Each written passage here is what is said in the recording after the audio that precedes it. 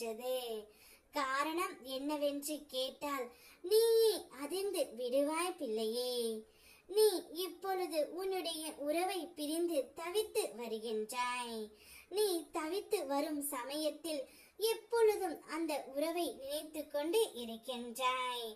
என்ன முருகனப்பா, என்னுடைய வாழ்க்கையில் நீங்கள் கஷ்டத்தை மட்டுமே கொடுக்கின்றீர்கள், நான் நிம்மதியாக இருக்க வேண்டும் என்று நீ என்னிடம் கேட்பது எனக்கு புரிகின்றது.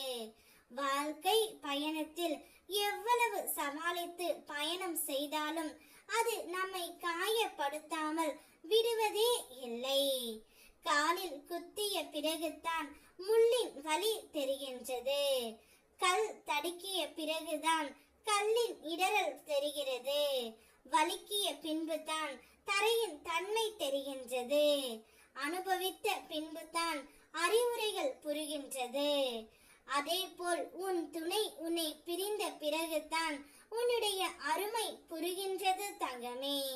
அதனால் தான் இப்பொழுது அவர் பிரிந்த போதும் திரும்ப உன்னிடமே வர ஆசைப்பட்டு கொண்டு இருக்கின்றார். வாழ்க்கையில் நீ அடைந்த அனுபவங்கள் உன்னை சிதைப்பதற்கு அல்ல தங்கமே, செதுக்குவதற்கு என்பதை புரிந்து கொள். வாழ்வில் எந்த கவலையும் கடந்து போகும் என்ற தெளிவு இருந்தால் உற்சாகம் பிறக்கும். பயமற்ற வாழ்க்கை பயணம் தொடரும். மண்ணுக்குள் புதைந்து இருக்கும் விதையானது எந்த பழங்களையும் ருசிக்க முடிவது இல்லை, எந்த பலனையும் எதிர்பார்ப்பதும் இல்லை. தான் மறைந்து இருந்தாலும் பிறருக்கு பலன் கொடுக்கின்றது. அதே போல் என்னுடைய குழந்தையும் இருக்க வேண்டும்.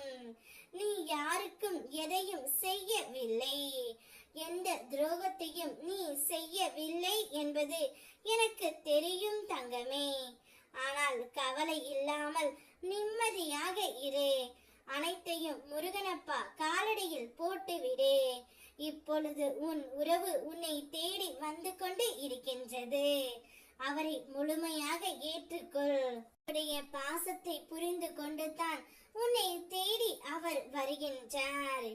என்னை முழுவதுமாக நம்பிய உனக்கு நான் உன்னோடு சுற்றியே இருக்கிறேன் என்பதை நொடிக்கு நொடி நிரூபிப்பேன்.